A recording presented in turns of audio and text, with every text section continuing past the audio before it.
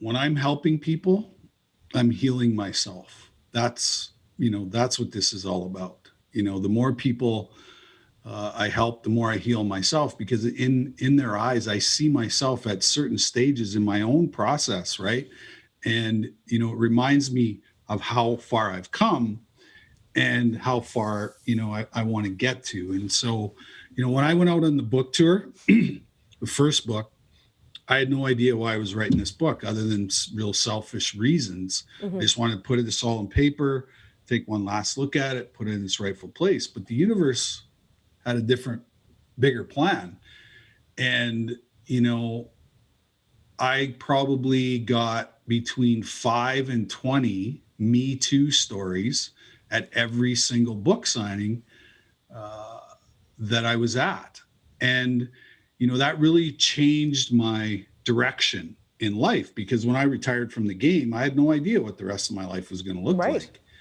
And the book really showed me what my true purpose was, and the reason why I went through all of this pain and suffering early on in my life was to get to this place so that now I could, be this person who people seek out, to tell their stories to. And so, it has been absolutely incredible and amazing. Some of the people that I've associated with, the incredible transformations I've seen in people that I've helped, and it's the true reason why I get out of bed every morning. And Wow. I would trade my World Junior, my Stanley Cup ring, my Olympic gold medal to be able to save somebody's life, because this is why I'm here.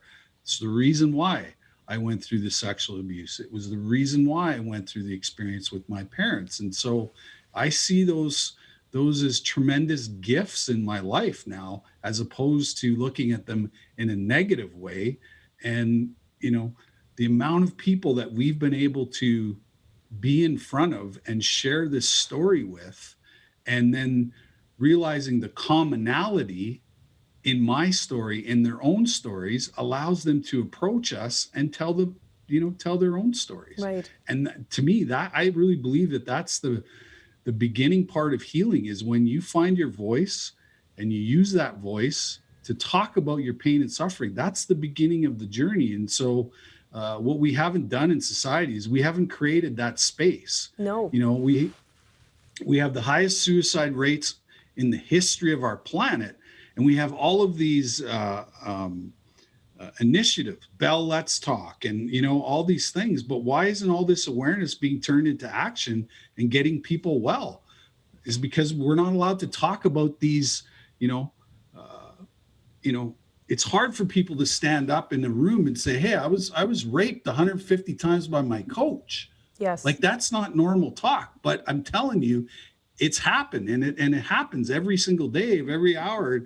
And when you think about it, the most lucrative business on the planet is child and human trafficking at Yes. $150 billion a year, that makes 70 more billion dollars than Amazon.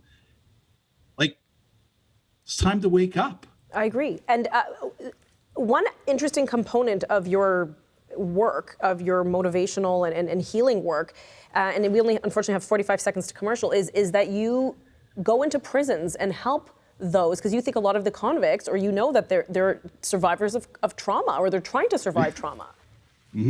Yeah, it's my absolute favorite thing to do. And I have a lot of compassion for those guys, because my story has 15 layers of trauma. Their stories are 50, 60, 70 layers deep of trauma. And so I know why they end up in prison, because nobody's ever taken the time to listen to their stories. What happened to them when they were little guys, Right. sexually abused, foster homes, you name it, left, right, and center. And so, I have a lot of compassion for people who've experienced trauma, and then Right. trying to help them get through that trauma and make sense of it, and take that trauma and use it in a positive way.